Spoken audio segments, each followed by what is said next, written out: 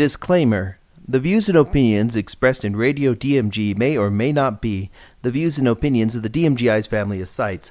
All music used in this podcast is the property of whoever made it, and no copyright infringement is intended. God bless this albatross, and hold on tight for the awesome you're about to receive.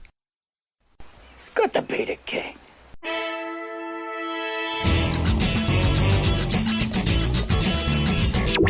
Wait, that's not right. God, I'm gonna have to fire some people.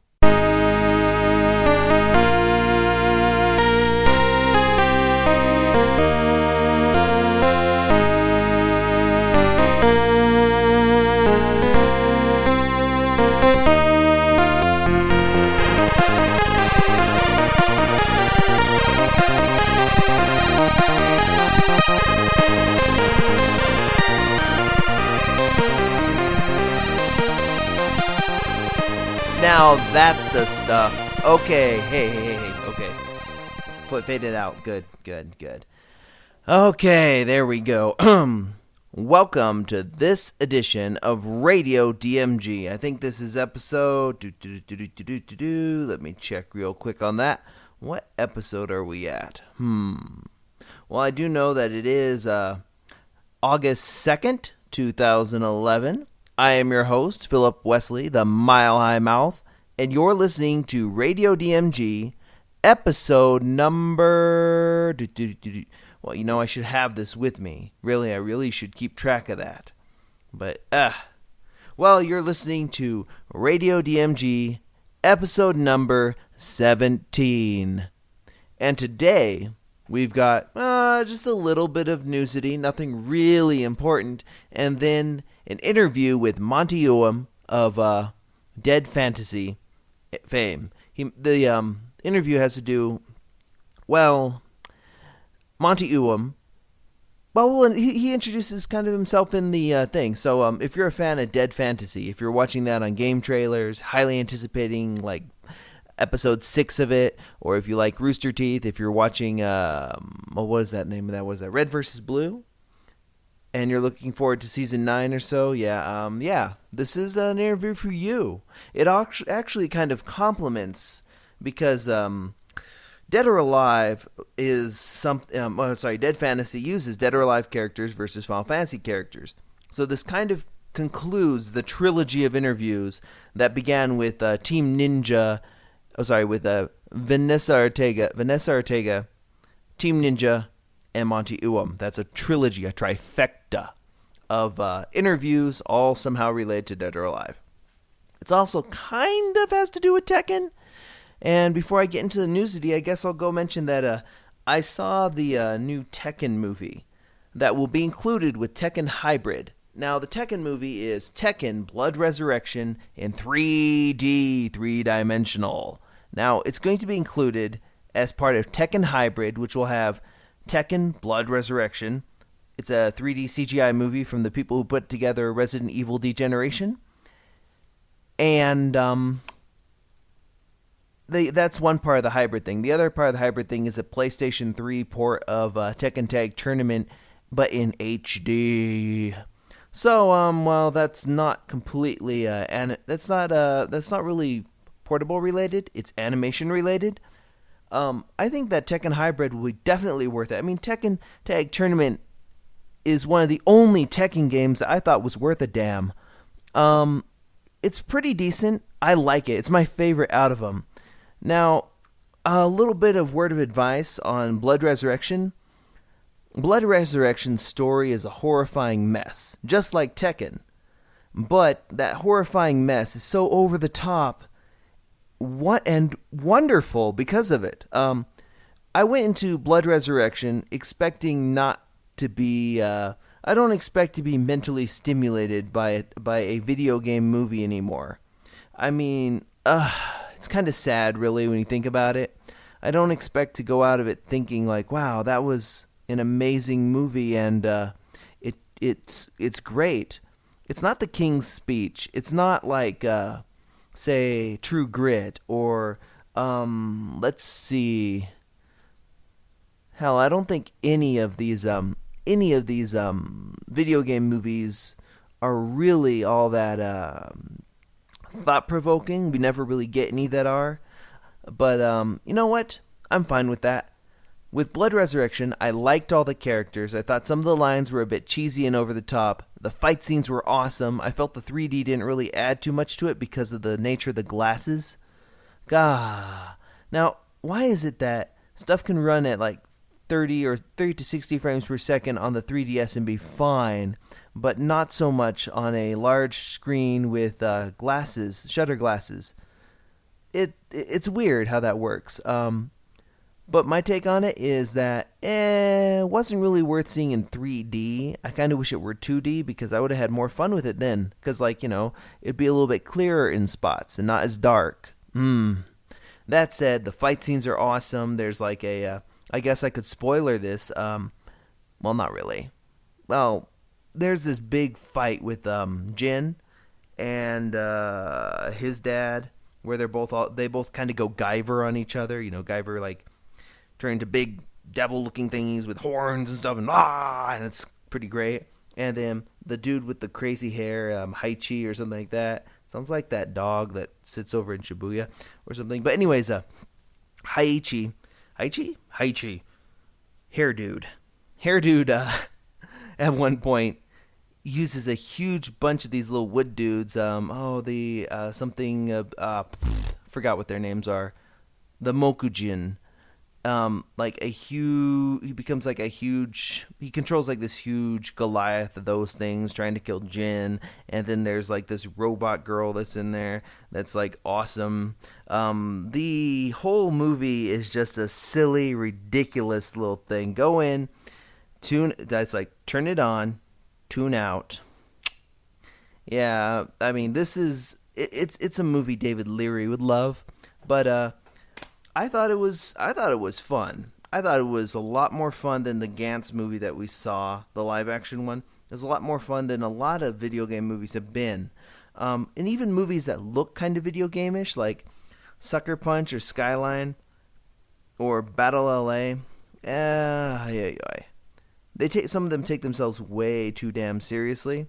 And Tekken Blood Resurrection doesn't do that. So, thankfully, we got a really fun little movie. It's people been criticizing it because of the plot being silly and the character lines being cheesy, but really, come on. This is a fun movie, and yes, at some point one of the main characters is hanging out with the robot girl, and she's laying on her lap. She's like, "You remind me of a refrigerator."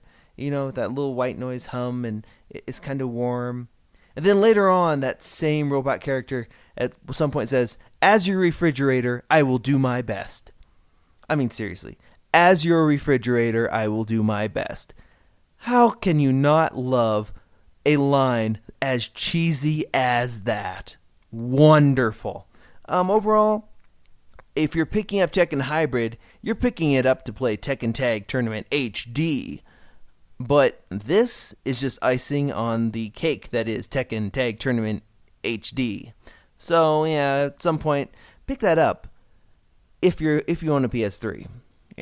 But if you're one of those people who owns a better console like the 3DS, actually, if you're a 3DS owner right now, Nintendo kind of dropped a bombshell. But we'll get into that in the newsity. So let's get the right theme this time, guys, okay? Good.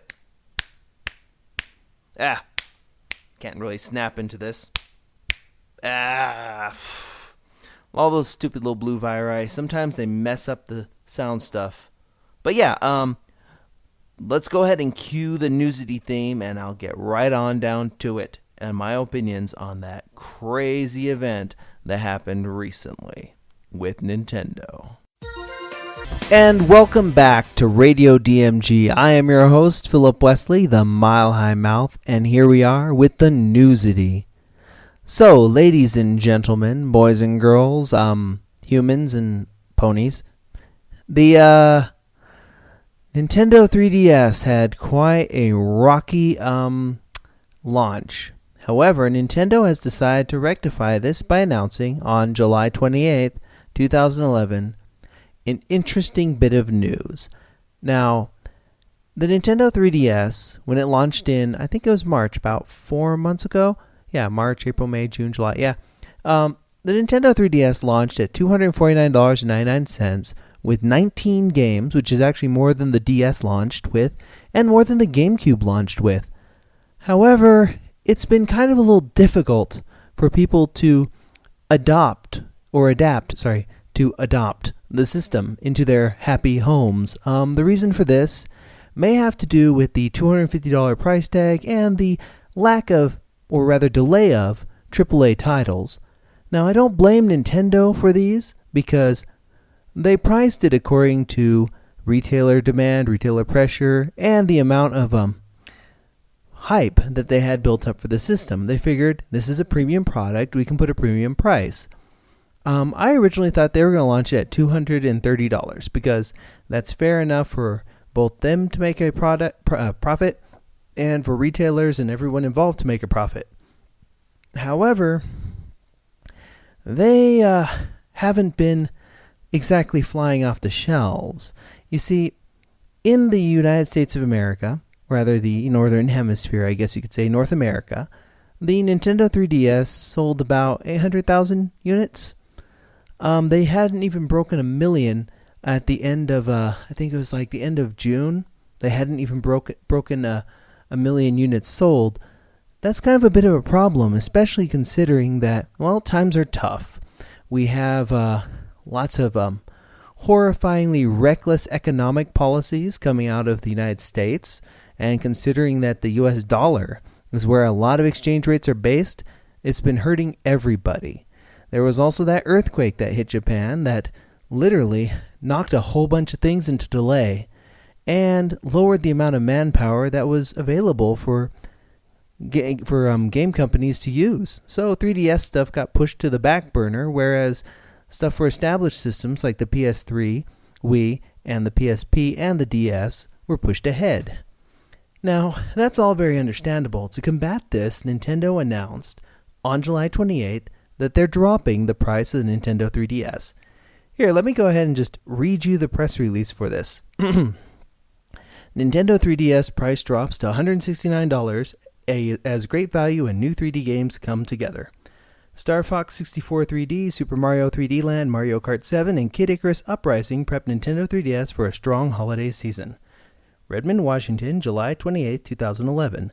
Nintendo of America today announced plans to drop the suggested retail price of its portable Nintendo 3DS system to $169 in the United States, as new games based on some of the world's most beloved video game franchises head to the system.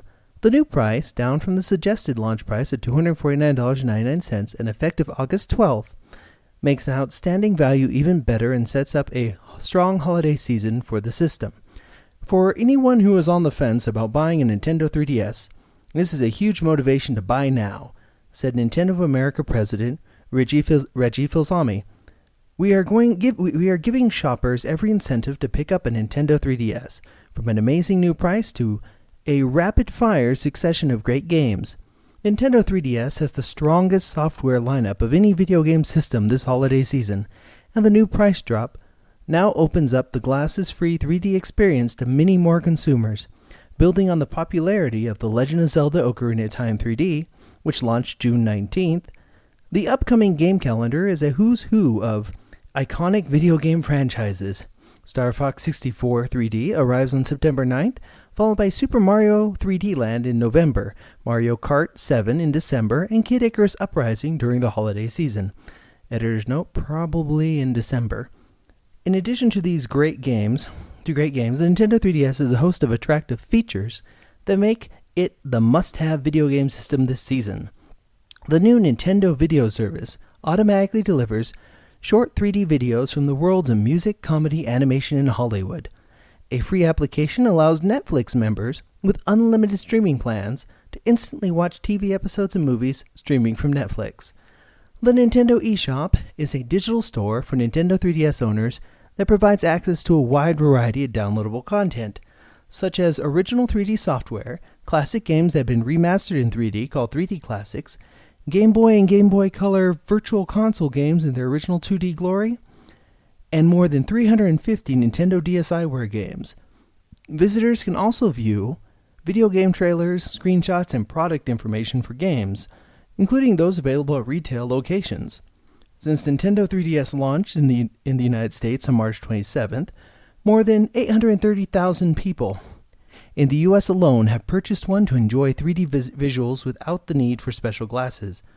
These Nintendo 3DS owners represent some of Nintendo's most loyal, and editors note hardcore, customers, and Nintendo is rewarding them for getting in on the action early with 20 free downloadable games from the Nintendo eShop.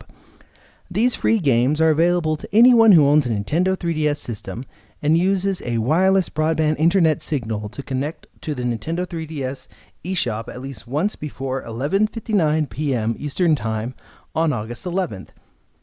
These users will automatically be registered in the Nintendo 3DS Ambassador Program. The program contains two elements. Starting September 1st, Nintendo 3DS ambassadors will be able to download 10 NES Virtual Console games at no charge and before they are available in the Nintendo eShop to the general public. These games, including Super Mario Bros., Donkey Kong Jr., Balloon Fight, Ice Climber, and The Legend of Zelda, are slated to become paid downloadable games, but ambassadors get them early for free. Once the paid versions of the games are posted to the Nintendo eShop later in the year, the updated versions will be available to ambassadors for download at no cost.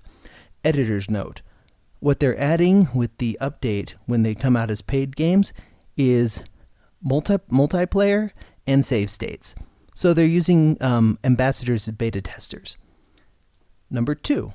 By the end of 2011, Nintendo will provide ambassadors with 10 Game Boy Advance Virtual Console games, editor's note, free of charge. These include games like Yoshi's Island Super Mario Advance 3, Mario Kart Super Circuit, Metroid Fusion, WarioWare Incorporated Mega Micro Games, and Mario vs. Donkey Kong. These games will be available exclusively to ambassadors, and Nintendo has currently has no plans to make these 10 games available to the general public on the Nintendo 3DS in the future. Editor's note: by future, they mean probably E3 2012. More details about this program will be announced in the future. Remember that Nintendo 3DS features parental controls that let parents manage the content their children can access. For more information about this and other features, visit http://www.nintendo.com/3ds. Asterisk: some features require a broadband internet connection. And there's a little bit right here at the bottom that they include at the end of every of one of these press releases. I'm going to try and read it to you in one breath. Hold on a second.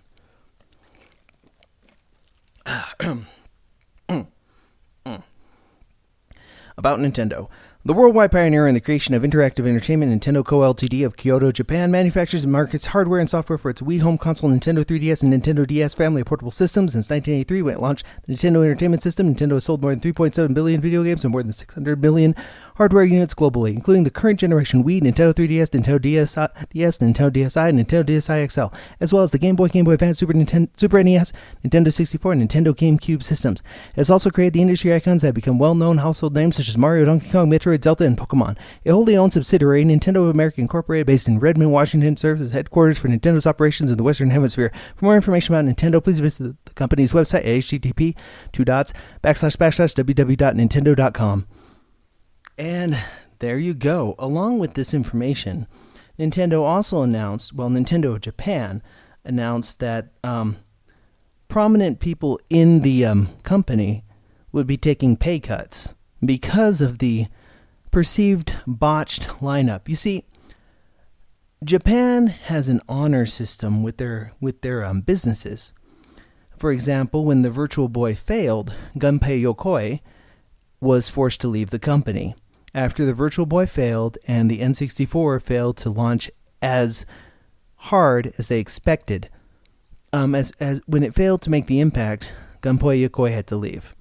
They forced people out of the business for that type of thing.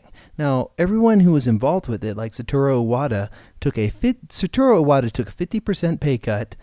Shigeru Miyamoto took a 30% pay cut, as well as a couple of the other managers for the 3DS brand took pay cuts. They didn't say how deep it went, but apparently Like, a lot of people took pay cuts. Now, I know people are like, well, Satoru Iwata is pretty rich. I mean, doesn't he have all that Nintendo stock? He should be fine. Here's the deal. Stock doesn't do jack squat for you unless you sell it. Now, it's money that you've invested, but you don't own that money. When you buy stock in a company, you own a piece of paper that says that you own stock in that company. That piece of paper has no actual value except for a perceived value upon sale. In other words, you could cash it in for that money or sell it for that money, but that money amount fluctuates. So no, stock options do not equal rich. So people who've said that, that's not true. Now, I know people are like, oh no, this is the death knell for the 3DS. Oh, the world is doomed. I feel so ripped off, blah, blah, blah, blah. Shut the hell up. Seriously? Here's the deal. The reason Nintendo is dropping this price is because the market demands it. There are many extenuating factors aside from a perceived lack of games that affect the 3DS at this point. The largest one being the price. You see, they priced out a premium product in a non-premium market. Nintendo owners or Nintendo gamers or Nintendo customers are not crazy fanatical idiots like Apple customers. They're not people who are going to jump up and down over the latest iPad, which, by the way, the most popular selling iPads are not the expensive models. Those are the ones that lag. Those are the lagging performers, which is evident of a bad market. We're in a down economy, and, well, let's see. America's going through what happened with Japan, where Japan actually has, and still is in, a recession after they had a bubble market during the 80s and early 90s. And, it just means that times are tough. And Nintendo priced stuff expecting the market to recover quicker than it has, and it hasn't really recovered to begin with. So this price cut isn't an admission of defeat. It's an admission of devotion. In other words, it shows, along with the pay cuts, that Nintendo is devoted to providing the 3DS with a reasonable chance at developing market share. Right now, the 3DS is a bit expensive. However, after August 12th, which is my birthday, by the way, after August 12th, the Nintendo 3DS will be cheaper than the cheapest iPod Touch and will contain much better games. The Game Boy Advance games that came out, or rather that they announced for the Ambassador program, are interesting. One of them is Wear Mega Micro Games, which actually I'm looking forward to seeing on that. That's going to be pretty great. All things considered, if you bring up that one, just that one right there, play through that one. It's kind of if you ever wanted to play everything that was on the Apple iOS store, play WarioWare Mega Micro Games. That's all that iOS games really are just rip-offs of the little tiny micro games that you see in WarioWare. Oh, I said something controversial. Okay, let's go back to, let's see if there's any other news. Well, there actually really isn't. We're going to be uploading the download guide, of course, on Thursday, and we'll find out what's being released for that. However, we do know that in Japan, Twinbee, rather the NES version of Twinbee, is being released as a 3D classic. So that makes Xevious, Excite Bike, Urban Champion, and Twinbee. Interesting. We'll see what else is added to that later on. Looking forward to seeing it, though. That's going to be quite interesting. There isn't really too much in the newsity for this. It's all been about this big price drop that Nintendo took. Now, somewhere along the way, though, there was a rumor that the PlayStation Vita would be released in October. However, in order to be released in October, they would actually have to show off a final production model of that unit, which they have not shown off yet, and they would have to have gotten orders into Foxconn, the people who put together PlayStation or 3DS products and stuff like Nintendo products and stuff, by 2 months ago. So I do not think that the PlayStation Vita as rumored, is going to hit in October 28th, unless they've been really good at hiding it. That said, there's been a few interesting rumors going around that the unit will be pushed into March of next year for the PlayStation Vita, which gives Nintendo a very comfortable Christmas. I expect to see the red version of the Nintendo 3DS, which actually debuts very soon in Japan, to make its debut this holiday season in the United States of America. And kind of stealthily, within this announcement, they announced a November release for Super Mario 3D Land, which means that Super Mario 3D Land and that Pokemon game, the Rumble one, are coming out in the same month, which is good. And then Mario Kart 7, which they decided not to give any weird fancy names. They're just calling it 7. And then Kid Icarus will be coming around the same time as well. So let's see. Let's tag that in with Cave Story coming out. We'll probably have Resident Evil Revelations in January, February of next year. We've got a couple more things coming out for that are. It's going to be a pretty good. It's going to be a pretty good fall and holiday season for the Nintendo 3DS and Nintendo DS fans. Don't forget, we also have a Professor Layton and the Mask. Professor Layton and the Last Spectre. Yeah, the Last Spectre. Coming out, and that's also compatible with 3DS as well as apparently NES Classics, which they kind of stealthily announced with this. Overall, I think it's going to be pretty good, and I have to applaud Nintendo on this because it's a interesting proposition to drop the price of something 4 months after it's been released.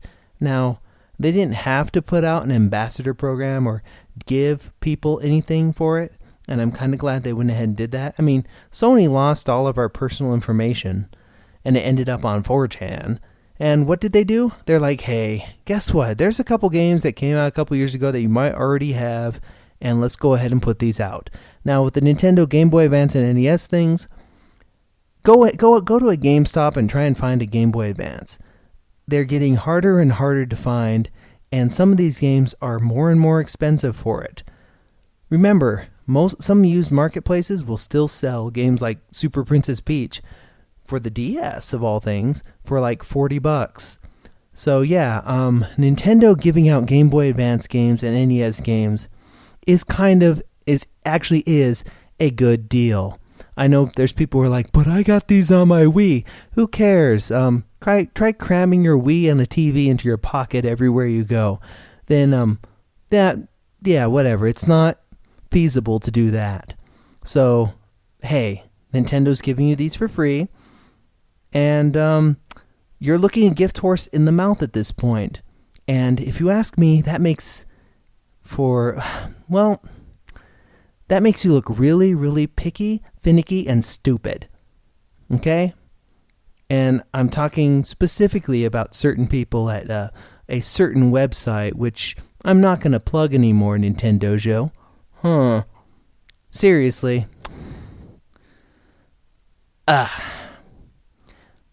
The amount of negativity coming from some Nintendo fans, quote unquote, is really kind of distressing. And it occurs to me that these people are just being cynical and negative because they want to be. They don't have any real good excuse to. Maybe they're making up for something, some type of inadequacy.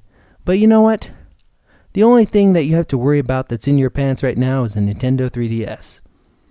And if you're not having fun with that, then, hey, that's your deal. That said, let's get into a little bit about the feature that we have in tonight's program.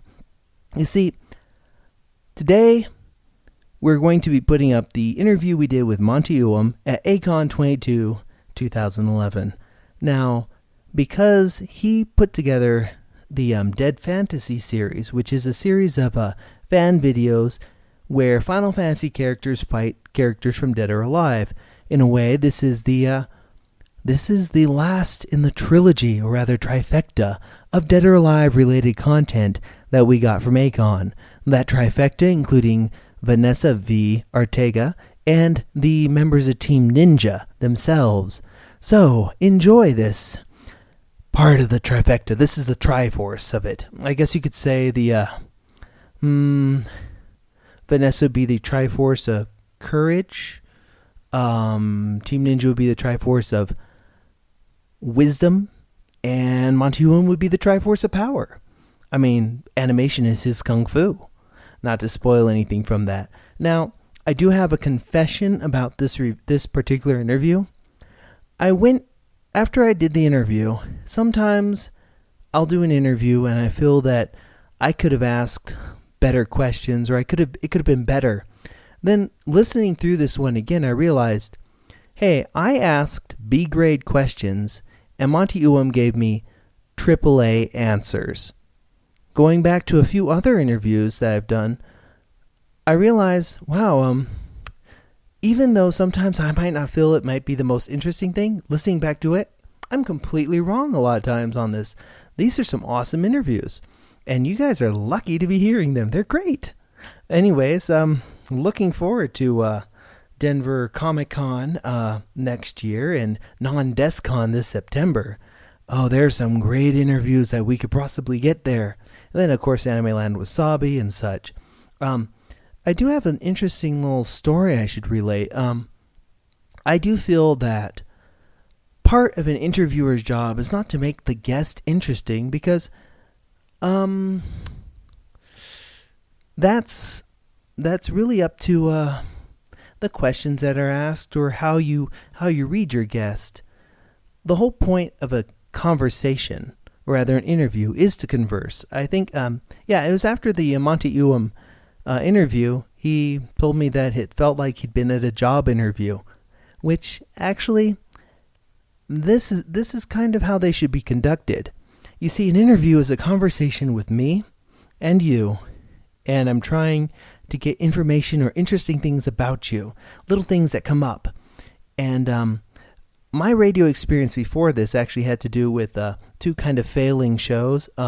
One was Green Rights Radio. That was on 101.5 FM, The Truth, here in Denver, Colorado. And then the other one was a little after that. I worked a little bit with Marijuana Radio, which I think they're still on iTunes.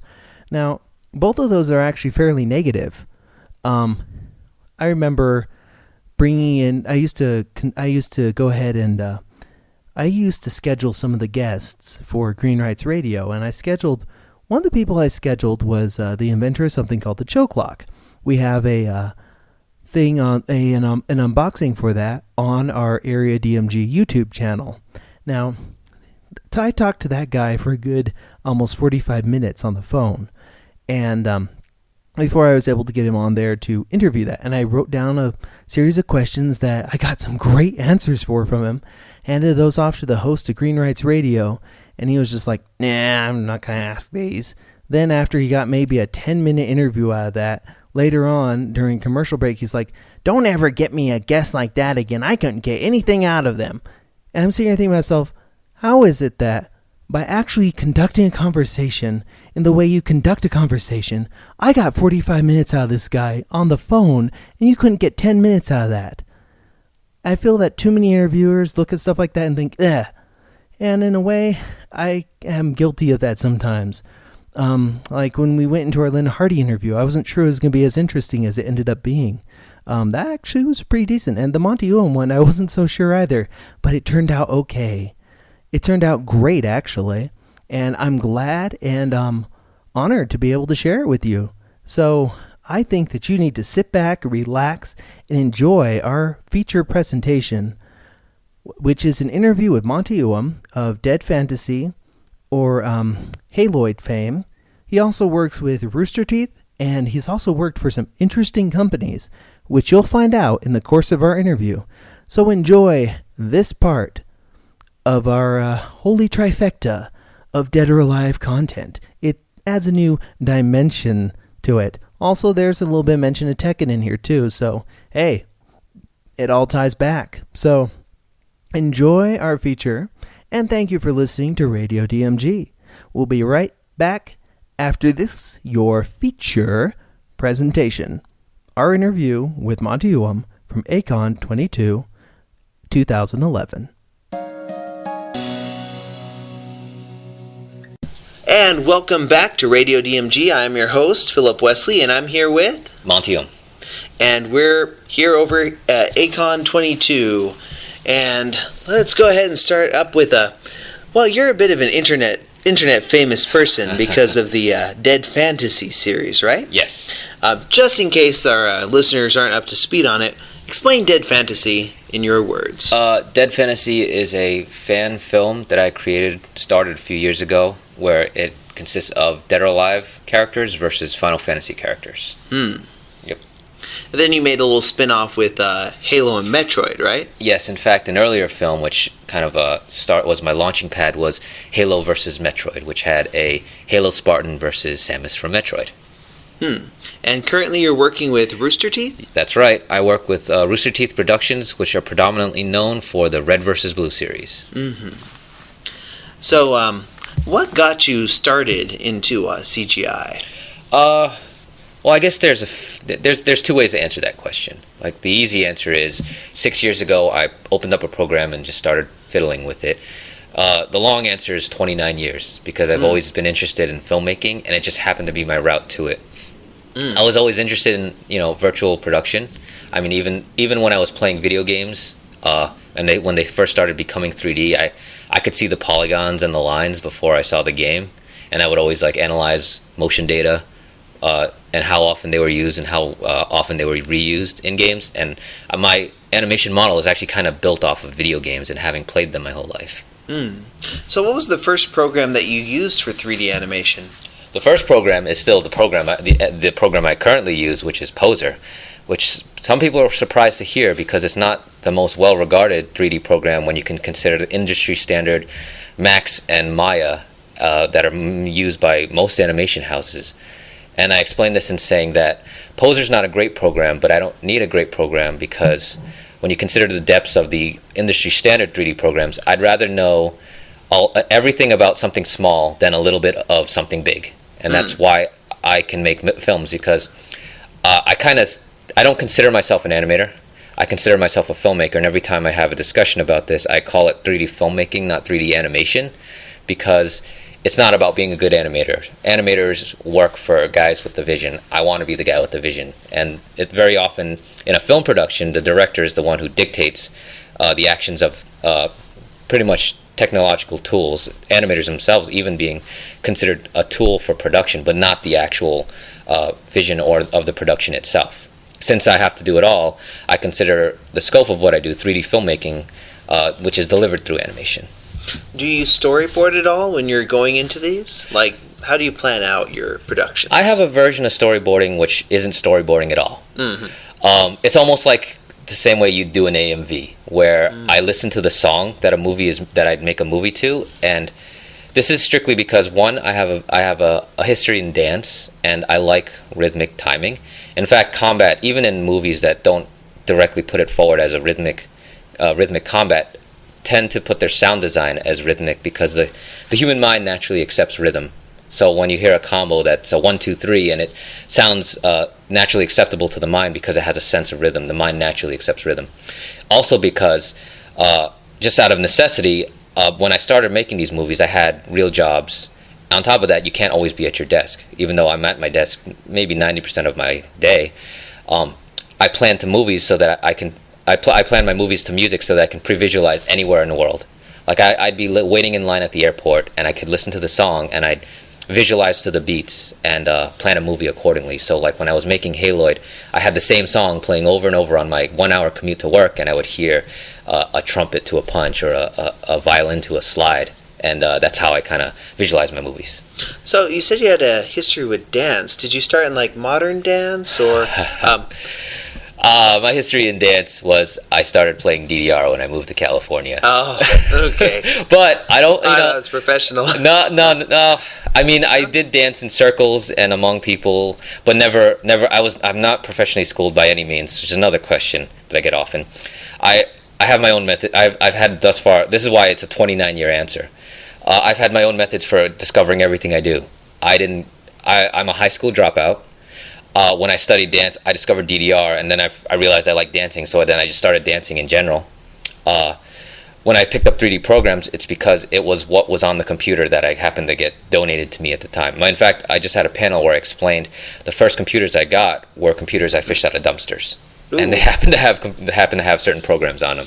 So like the first computer I got was a Mac II that I'd used in a school I'd gone to, and when they were upgrading to their Mac Pluses, I waited out behind the school for them to throw them out, and I just took as many computers home as I could with me. So back when I started with 2 colors, black and white, and Mac Paint and HyperCard, running off of a 3.5-inch disc that I had to swap out for different programs.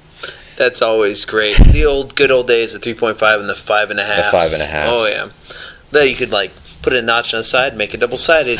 That's right. So today, I'm pretty sure you're not using those old Mac IIs. No. What are you using today? Today, I'm actually predominantly a PC process. Also, because of having recently joined Rooster Teeth, they have a very good model of buy whatever software or hardware is necessary. So I have motion capture available to me now. I've come a pretty long way from black and white on Mac II to some fairly high-end PCs with thousands of dollars worth of motion capture and computer equipment. So like currently, I do my movies with myself performing the motion capture, and in fact, the motion capture volume is also my desk, and I spend a lot of my days wearing a motion capture suit all day, and whenever I need data, I just get up and perform it. One thing I've noticed about like a lot of motion capture stuff, that stuff looks a little fragile. Is it? Fragile for the equipment? Like the equipment, the suits and stuff, like the little bulbs and such. They look like you might fall and they'll break. Not so much. Motion capture essentially is a spectrum of infrared that's triangulated through multiple cameras. So if I ever fall and break the dots, I just pull out another set of dots and attach them to my body. Falling on the dots isn't fun because it's like having a marble shoved into you. Yeah, I'm pretty sure. And then there's the fact that I'm wearing a spandex Velcro suit, all hours of the day, which you just have to commit to.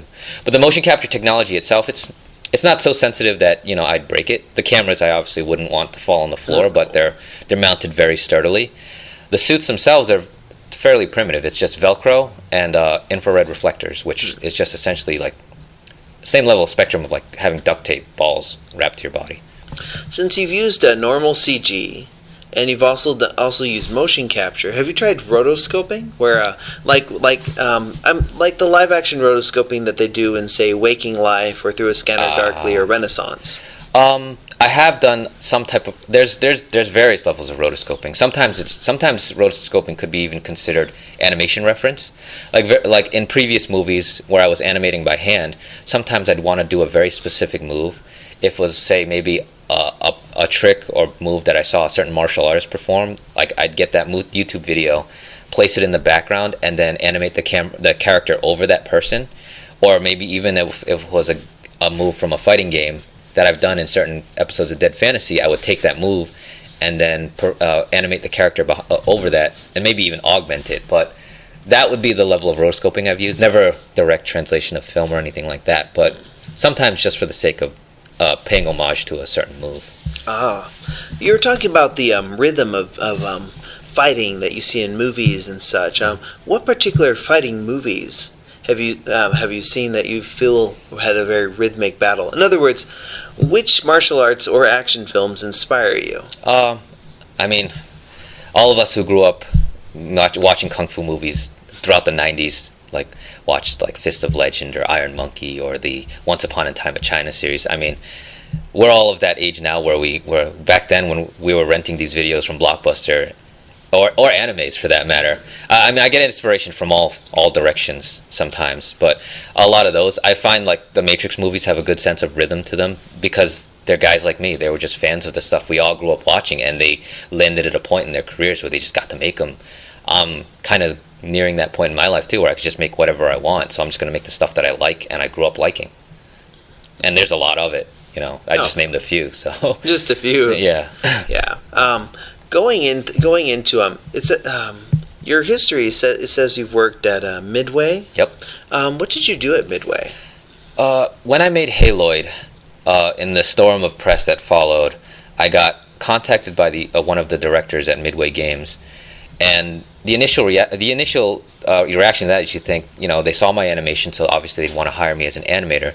But since I use non-standard software, again, I don't use industry standard software, I couldn't be an animator because I don't use Max or Maya. But that wasn't important. And they hired me more on concept rather than technical execution. So I was hired at Midway as a combat designer, which is essentially the guy who says, I want this move to look like this, and then you tell an animator to animate it. Which, I mean, that's the job of a combat designer, is to come up with the cool move, not to actually execute it. So, did you get to work on any of the Mortal Kombat games that Midway has? Actually, I worked on a unnamed, unreleased currently project, which I'm still under NDA to not talk about because, Midway reached some financial crisis and they had somewhat of an exodus, but there's still a chance this could get made, which would be great. So if it ever gets made, then I can talk about it. Yeah. That's the tricky thing with these NDAs. Like with since you are working with Rooster Teeth on some of their series, you're working on Red versus Blue, and what's their one with the Sims? Are you working on that one? No. Okay, that Sims one lasted a season, and was done for quite some time. But the Red versus Blue is well enough work to take up all my time. So I'm currently working on season 9. We finished up season 8 last year. I'm actually working on season 9 right now, and will be as soon as I get back, because it has a lot of predominantly action-oriented CG scenes with new characters who more or less fit the scope of what my work involves. Last season we had a lot of the debate on how much CG to use based on the motivation of characters. So this season we conveniently wrote it around the idea of having characters that more fit my work. Yeah. So are they going to be using any models from, say, Halo 4 since that was announced, or the Halo Special Edition? We have a close relation with Microsoft, but we also are very much into doing our own thing. They're very happy with the amount of work we do, and I mean integrating Halo 4 at this point, considering it's not even out yet, would be kind of hard, but there's a lot of potential for our projects together in the future. I'm not even certain what's going on because I only heard about Halo 4 just at about the same time everyone else did. That and the Halo Collector's Edition. The new Halo Collector's Edition. They spice up the first one. That's which would be kind of interesting if they go back and decide to spice up some of the original seasons. That would be cool. But, I mean, when you think about, we have a team of only about 16 people, and as far as the Red versus Blue team goes, it's me and 3 other guys. So if you had to choose between remakes of the old stuff or kick-ass new stuff, I'd choose the kick-ass new stuff. No, of course. Yeah. So that's where we kind of land on that situation. Are you looking to do any more Dead Fantasy, or are you still continuing that series? Oh yeah, I actually had a panel last night where I showed some new footage. It's difficult because as a hobby project, it's something I have to do on the side, and as a non-profit project, to avoid any IP collisions and stuff, I do it in off time for absolutely no money. So it's not hard to find motivation, but it's hard to find time for when I have to prioritize my day job, which already takes up enough of my time. I work every day of the week, every hour I can, and I'm at the studio every hour I'm not asleep. And when I am asleep, I'm at my apartment, which is across the street from our studio, and I still drive to work. So I have a 1-minute commute to my work, and that's how fast I need to get to my desk. So there's simply not enough hours in the day for me to work on Dead Fantasy, which is the current problem. But as soon as I finish this DVD, I'll get some done. And it's never say never. It's only a matter of time. But the problem with that is people want more, and they don't see that, or they don't see the person who has to pay his bills. So yeah, it's tough. So have you gotten any feedback from Tecmo concerning Dead Fantasy or Square Enix? I actually met up with Tecmo this weekend. They like the work I do. I mean, you can also consider it free advertising. I actually had a conversation with one of their reps, and I actually don't think there was a DOA wiki, like a fan wiki about the characters. You know how often there's a wiki for IPs? Yeah. I don't think there was a DOA wiki before Dead Fantasy. I think my work garnered interest from Final Fantasy fans to build the DOA wiki and explore the history of the characters. I mean, don't quote me on that, but maybe it could be attributed to my work helping expand their publicity. As far as Square goes, same deal. It's not something they can acknowledge, but it's something they like. Again, it's all completely for nonprofit. I do it strictly for fun as a fan project, and it'll always be that way, which again makes it hard to do. So why the Dead or Alive and Final Fantasy series and not, say, Tekken or Virtua Fighter or some of the other ones that are out there? I'm actually more of a... I mean, I've been playing Dead or Alive since Dead or Alive 1 was in the arcade, and I'm a big fan of the series. But I've played Tekken for much longer and much more time. And I'm much more of a Tekken fan. But I feel like Dead or Alive complements Final Fantasy more because, for one, they have a predominantly ninja cast. And Final Fantasy has this huge history of characters I can draw from and this entire library of magics and skills and abilities for every character. So I have plenty of inspiration to work off from there. Whereas Ninja Gaiden and Dead or Alive, they have a predominantly ninja cast and even their own set of powers and stuff that they're expanding on even till this point with the new Ninja Gaiden and the new Dead or Alive.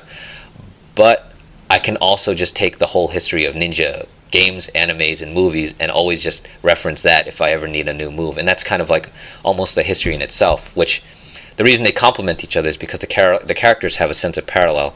And just like in Halo versus Metroid, I feel like the most important thing is honoring the characters and making sure the characters I put against each other complement each other in a way.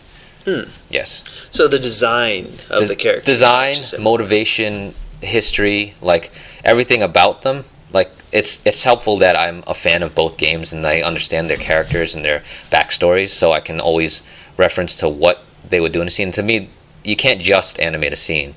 You have to animate it based on what they would do and how they would react. So I often, I don't create the classes. I interpret like a class of fighter or character that they would be in for each fight and every role in the story, and I try to fill out those roles accordingly. So it's important, like the reason I match up certain people against other certain people, it's because I feel like they as a class complements each other, and then as a whole, this whole cast of one side versus another complements each other. So since we're on the subject of video games there, you're talking about playing Dead or Alive in the arcades. Mm-hmm. Do you remember what first introduced you to video games? I think I've always been interested. I mean, I played Street Fighter 1 in the arcade. Like, as far as I can remember going to the arcade, and I've probably been going to the arcade since I was like 4 years old. As soon as I could go, I come from a large family, so they, my older brothers would go to arcades first, and they'd string me along, and I'd watch them play, and then eventually I'd get to play myself. So I can't actually remember the first games I played. It might have been like Contra or Raiden, the top-down shooter. It might have even been more primitive than that if I think about it hard enough. I can't even remember. Yeah. Do you own any of the modern video game consoles? Oh, absolutely. I mean, I work at a game-based company. The problem now isn't the ability to get games, it's the time to play them.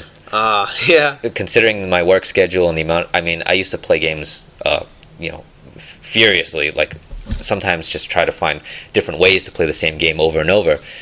Now I can barely find time to play a game. I very often just watch them on YouTube just to get the experience, which is kind of sad in a way, but at least I can have an avenue.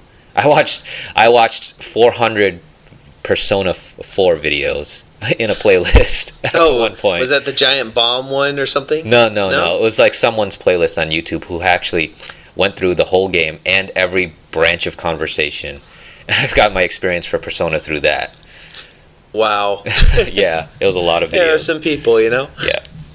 But going into those, like you've mentioned that you don't like to call it animation, more like 3D film direction. Yep. Is there any animation that you find inspires it, aside from like the general anime like Naruto or Ninja Scroll or Rurouni Kenshin, Bleach? Yeah, I mean, I watch a lot of those general animes, and I feel like they all have there's a general aesthetic that animes have established that just works, and works for the reason that it's what's good.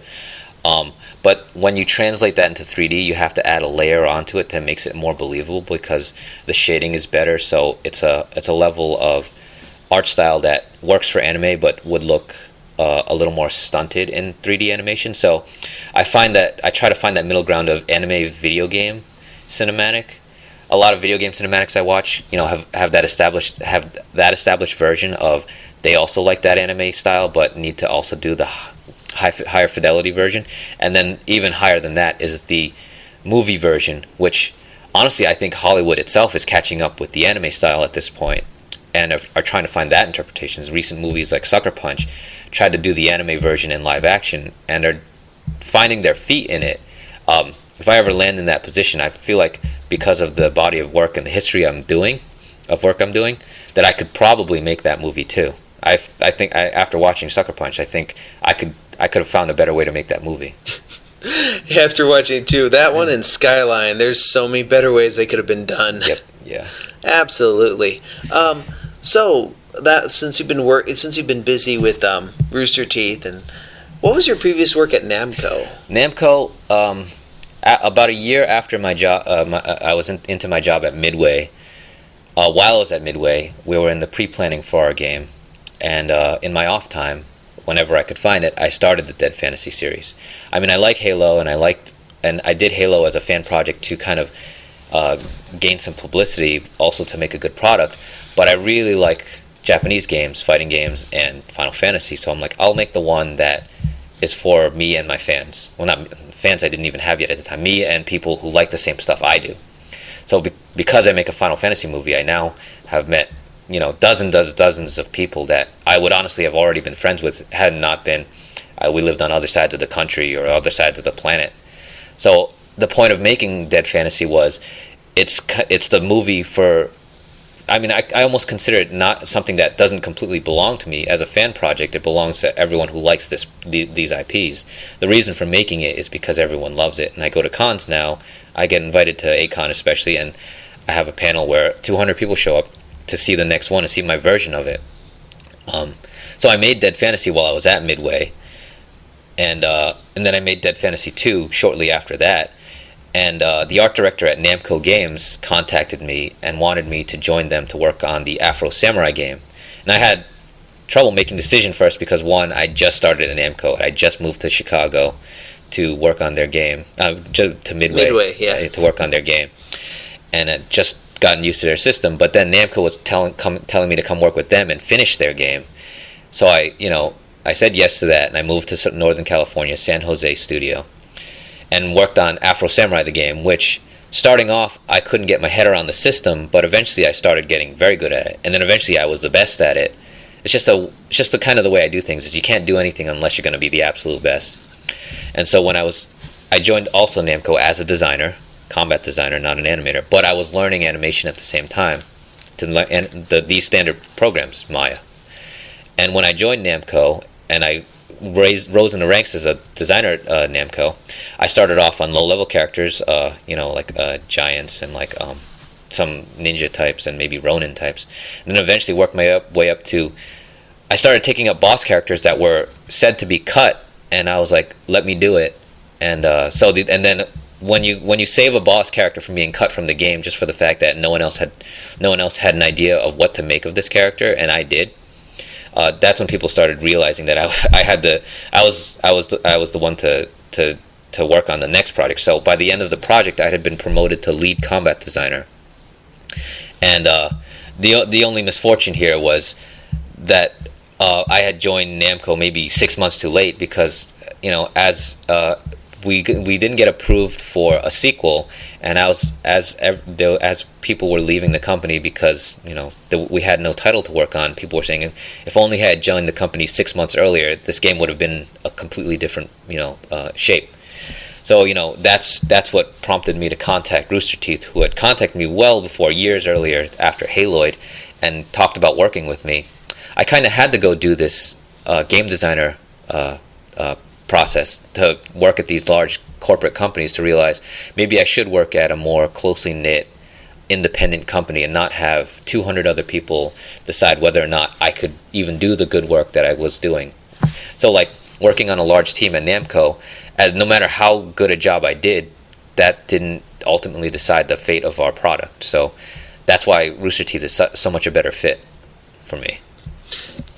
Since your original film made a lot of waves on social media, nowadays it's really easy for someone to publish something on YouTube That's right. and get a lot of views. When you first put this out, I don't think YouTube was as popular. I don't think it would happen again if I did this. I did the exact same thing today.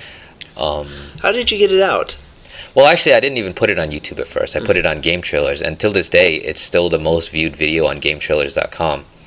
4 million views, which sounds like a lot, but then you consider the 30 million view videos on YouTube. Maybe that's why. The bar is really high these days. A lot of talented people out there.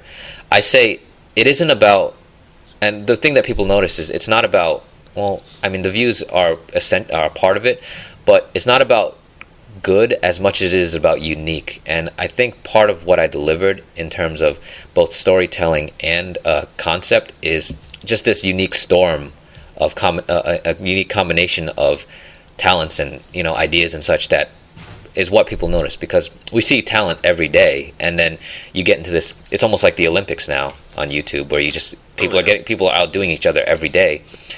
I use an analogy very often. I describe it. Bruce Lee. Bruce Lee, among certain circles, is considered the best martial artist in the world. Among other circles, who are maybe even more martial arts informed, say Bruce Lee was a hack and he just screamed a lot and flexed in front of the camera and was only popular because he was the first to bring it. But I think it's partly both right, because he was the first to bring a unique set of ideas to a new world, which has value in itself. And even back in his time when he had students that trained under him, they would come up to him and say, "Bruce Lee, I will never be as good as you because I can't kick as high as you." And his answer to that is, "Just kick mid better than me." And what he's trying to tell people is, it's not about doing the best. Like kicking high the best doesn't make you the best martial artist, nor was kicking mid. It's about finding your own unique combination of what you bring forward and present to people. And he was much a philosopher about this. My inspiration off that is, I can't kick as high as Bruce Lee. I can't even kick mid as good as Bruce Lee, but I can sure as hell animate better than Bruce Lee. So in my way, it's like animation is my kung fu. So like, I'm just a better combination of that than Bruce Lee ever will be. And very often, and I get often asked about, like, how do you even obtain a level of this sort of thing where you can make these sort of things. It's not about, like, the people who say, "I want to study animation to be you." It's not about being me, or even becoming an animator. You should just surpass me in your own way. And it's not about being the best, or it's about surpassing the best. And it's a silly thing to say, but I surpassed Bruce Lee as an animator because it's just he never thought about it, that route. But it's that's the way to look at it. And when you consider just humanity as a whole, it's like there's so many routes to take towards success. And how often do you get into a fight? I animate fights every day. Oh, yeah. Going in. So, have you used motion capture data other than yourself for your work? Occasionally, but I found it easier just to be the one to get up every day and say, "I need data, I'm going to capture it right now," versus, this is what I learned from having worked at corporate jobs. When you work with multiple people, they all have their own schedules. I mean, going from one person to two people is already a step up in terms of scheduling. Going from one people to like 5 people is an impossibility, and collaborations are just downright difficult. So my answer always was just to get good at everything I can. So that part of that became get good at performing motion capture, and it just helps that I have a history in motion. So I would get up and perform moves just to reference myself anyways in the past. Now, instead of capturing, which occasionally I'll capture other people, especially if it's a grappling maneuver, and I obviously can't grab myself at the same time. But very often, you see in my movies, in the current season we're even working on, every character is getting played by me. And I just have to study or augment the performance as much as possible and be as varied at times. So even the music videos where it's 9 girls dancing, that just happens to be me dancing on stage. It's kind of something that throws people off. But yeah, I do all the motion because it's the most convenient answer. Yeah. So when you decided to drop out of high school, did you go and get a GED, or is it Well, when I dropped out of high school, it's because I've always wanted to make movies, and back then I didn't know it would be through this route of 3D animation. When you think about making movies back then, it was, I guess I need to be an actor, find that route. So I moved to New York, and dropping out of high school wasn't, I want to drop out of high school and, go make movies. It's dropping out of high school because I wasn't a very good student. I just never had good grades, and the solution was, look, this just isn't working, and I'm going to find another way out. And it obviously wasn't the best idea, and I wouldn't recommend it to anyone else. I just happened to, when I dropped out of high school, I'd always been studying programs, and it only became useful 10 years later. So more self-taught, really. Yeah. I never went to college for these programs. I just always used them.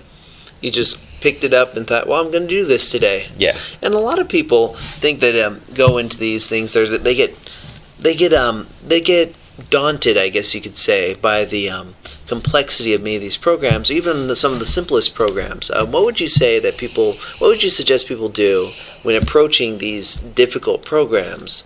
Like, just do it? I totally understand that daunting feeling, because when Midway contacted me to be a designer, I had no idea what I was in for, and for the longest time I felt like, I even said once, which got laughs, it's like, I think I'm too old to learn this stuff, and I was 26 at the time. Too old is a joke, but I just felt like this. I still was under the assumption this is the sort of thing you learned in school, but just given enough time, I learned it, I got past it, and which was why it was a hard decision to leave Midway after having learned this stuff, because then I would be leaving to learn yet another system. And so again, I was under this series of daunting tasks of learning a new animation design system for building characters in the Afro engine, and actually it was kind of tough even leaving that behind. But when someone says you can't use this engine to make this game anymore, you kind of have to figure out a different route. But that daunting feeling is natural, especially with these programs. I started learning how to animate in Maya when I was at Namco, and that was daunting, but you just do it a little bit at a time and just power through it. It's always going to be hard, but it's always worth it. Yeah. Now, you've been to several conventions, including A-Kon. What's your best and worst convention experience? Well, my best and worst might be the same one. Not to say anything bad about the con itself, but just the way events turned out. Like, the best experience I've ever had at a con was Anime Boston, when I premiered Dead Fantasy for the first time in front of a crowd of 5,000 people. They had learned, I premiered Haloid at the same con a year prior, but it was after the AMVs, which is kind of the rule, because it's not necessarily an AMV, which I'm perfectly fine with. It's more about people seeing it than it is competing. But in 2007, Haloid played after the AMVs, and people were already done and getting out of their seats, and half the room was kind of empty while Haloid started playing. It's just something we couldn't anticipate. But what was really cool is the next year, Dead Fantasy was playing in front of the same audience, 5,000 people packed into a room who had no idea this was coming. And they got up in the PA and just were like, no one leave, there's something really cool coming and you have to watch this. And so the best moment, not just at a con, one of the best moments of my life ever was when Dead Fantasy 1 was already out, but I premiered 1 and 2, and not many people had seen either. And this was 2 for the first time anywhere. Dead Fantasy 1 and 2 played in front of an audience of 5,000 people, and I was sitting among the audience, and just it's so exhilarating to have just 5,000 people screaming over your movie. And that would be the best experience ever, in anything, con or not. But it also it becomes hard when, like, organization is tough, and I who can say no to more of that? And that same event happened the next day. Like, they premiered it on a Friday night, and then they just impromptu, one of their Saturday concerts were running late, and they showed it again. And I wish they had told me, because my girlfriend was there with me, and she could have been there with me when this next set of 5,000 people were screaming over the work I had done. But no one told me, and we were in the next room because the concert ran late. Let's show Dead Fantasy, and people loved it. And I was just wandering around the con with my girlfriend, just like, what to do. And I found out later, oh, you guys showed the movie, I wish you'd told me, which is kind of disappointing. So yeah, that would be the disappointing part of that sort of. And it was the same weekend. Yeah. So both best and worst. Best and worst time, in the same weekend. Yeah. So one thing about anime conventions I've noticed is you get a lot of people who get here. They're screaming, they're yelling. There's lots of energy. People are really hyped up at the conventions. But when they leave the conventions, they become really shy and reserved and kind of withdrawn. Any suggestions or tips on how they can be a little bit more of that take that energy from inside the convention and bring it into their daily life to be a little bit more outgoing? Well, I find often that people are better in their natural element. It just so happens that the natural element here is anime and anime culture, which in itself is spreading more than it ever was. So in a way, I feel like it's already happening. That people get to naturally, like the other day I was at the hairdresser before an event, and this is a hairdresser. I don't expect her to know anything about anime or anything about cosplay, and the conversation just happens to lean towards design and costume making, and then I find out that she loves cosplay and that she loves I no idea. She looks none to be this type, but no assumptions. I mean, this could be anywhere now, and I guess the best changes are the ones that happen gradually. So let's not say everyone should just take their con attitude and walk out the door with it, because then you're just gonna kind of scare people. Yeah. But just a little. Just keep doing it, and it'll just get bigger on its own. It might not happen within our lifetime. Well, maybe it will, or within this generation of con goers. But the cons themselves have gotten bigger and bigger. A-Con, I discover, is in its 22nd year. That's quite insane. So in for the long run, and then more cons just start showing up after that. Yeah. So, what conventions are you going to after A-Con this year? Well, considering my schedule, I'm making time for one more con. That's Anime Expo, because on top of being just abhorrently busy, I also just feel like making another costume for my girlfriend, and why not go to the biggest con to celebrate that? So let's do that. I don't have another video, unfortunately, but maybe next time. But at least for a bit of time off during the summer, my girlfriend and I are going to go to Anime Expo and just have fun with the people we've met there thus far. No events, so I'm not making any announcements about that. Oh, any word yet on when we can expect season 9 of Red vs. Blue? Well, Red vs. Blue is actually starting to air next week. With episode 1 on June 14th. Excellent. And what we've got at this point is a train in which we're laying the tracks down right in front of it as it goes forward. So as soon as I'm done here, I have to go back to my studio and throw on the suit and animate the latter half of this movie as we start airing it. It's quite daunting, but hey, I mean, that's kind of been the theme of my life, these impossible tasks that I just have to get done. Just hit the ground running, right? Yes, exactly. And we have to hit the ground running too, so I guess we can go ahead and what final message would you like to give our studio audience? I guess it would be just do what you're good at, and it's always useful ultimately. A lot about my panel was I had no direction in my life, but it all became useful in the end. And just because it doesn't pay off immediately doesn't mean it won't pay off in the end, or ultimately, because 10, 12 years after, not even 20 years after the stuff I was kind of interested in the past started becoming useful. And don't let stuff being daunting about technology throw you off. It could be any method of things. I mean, I'm starting to explore the idea of using miniatures in 3D movies just to blur that line between what exactly is the definition of something. So the overall message is just learn to think more laterally. Be divergent. It's divergent thinking is the idea. It's question how things have been done. That doesn't mean they always have to be done that way. Yeah. Oh, and where can people catch Dead Fantasy or Haloid? They're predominantly on Game Trailers. I also have a YouTube channel which is quite consolidated for Dead Fantasy especially. Haloid is currently a quick Google search to my name will throw all of this up in the results, but Haloid itself, it's primarily hosted on Game Trailers as well as Dead Fantasy. I have a YouTube account, YouTube/Montium. My recent work at Red vs. Blue can be seen at Red vs. Blue or roosterteeth.com. And season 9 will start airing next Tuesday. Okay. And that's online? That's online. That's online. Yep. Okay. No problem. Well, this is your host, Philip Wesley, and I'm And our guest today, Monty Ulam. and we're going to wish you a good night. Thank you. And that was our interview with Monty Ulam from Acon 22. I am your host, Philip Wesley, the Mile High Mouth, for Radio DMG, episode 17. And thank you for listening, and good night. Morning, Maya.